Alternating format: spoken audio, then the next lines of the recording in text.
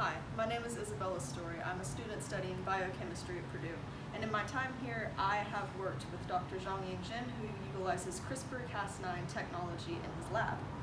I'm here to talk to you today about why this technology needs to be the predominant form of gene therapy. So, as a brief introduction, CRISPR stands for Clustered Regularly Interspaced Palindromic Repeats. It's derived from the bacteria Streptococcus thermophilus, and it's sort of a primitive immune system. So what will happen is that a protein will snip viral DNA from a bacteriophage, and it will then take that segment and it will inject it or sew it into the bacterial genome. This has been used in laboratories to add genes to the human genome, remove them entirely, or replace them with healthy alleles. So this is useful because there is a huge problem in the medical field. Genetic illnesses are severely lacking in any form of treatment. So you have the three main that we will be focusing on today is TDT, SCD, which is sickle cell disease, and Alzheimer's disease, familial and sporadic. So for TDT and SCD, according to one paper found at the American Society of Hematology, the lifespan for these diseases is 37 years and 52 years, respectively. That is shockingly short, especially for developed countries. And as well, Alzheimer's tends to be end of life.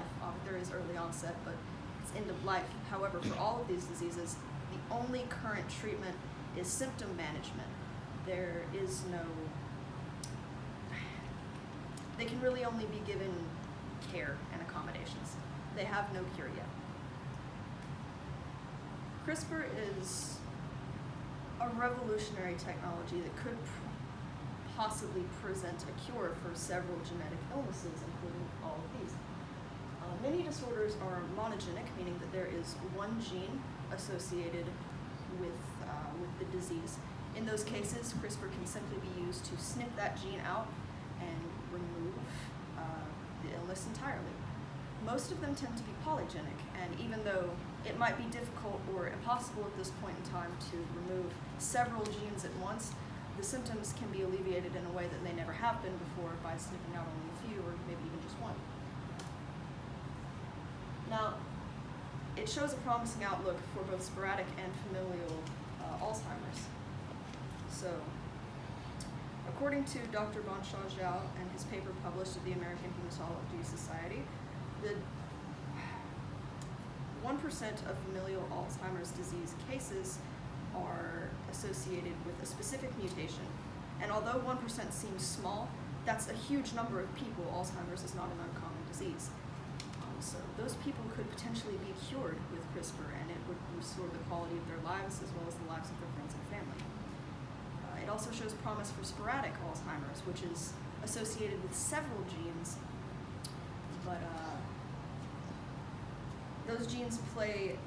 one of those genes plays a role in increased alpha-beta generation.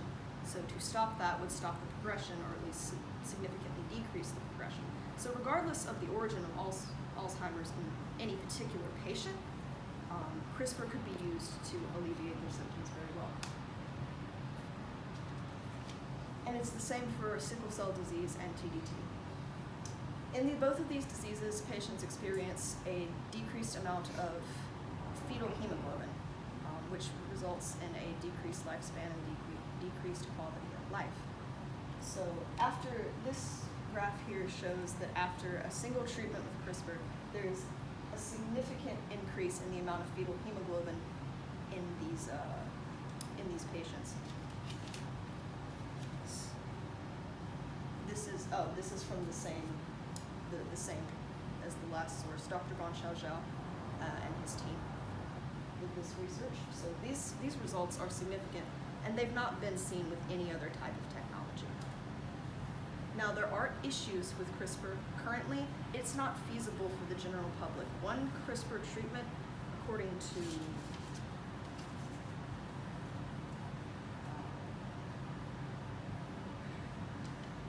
a news source. It is $2.2 million for one treatment. That's not feasible for the general public. However, there is hope. So those prices, according to a paper published at Yale Journal of Biology and Medicine, those prices are not associated with administration or manufacture of the technology itself. That is associated with patents. CRISPR is relatively new, and therefore only select few organizations have access to it. So it needs to be pushed through legally, but in time, if we were to focus on simply moving it through the system, in time, it could become very common and very accessible to everyday people.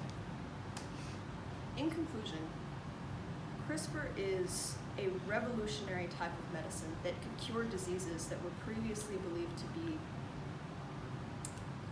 just completely uncurable. It can increase the quality of life for everyone involved, not just the patients, but their families, their friends, and healthcare workers. So if modern medicine is to stay modern, we must use CRISPR to treat genetic diseases. Thank you.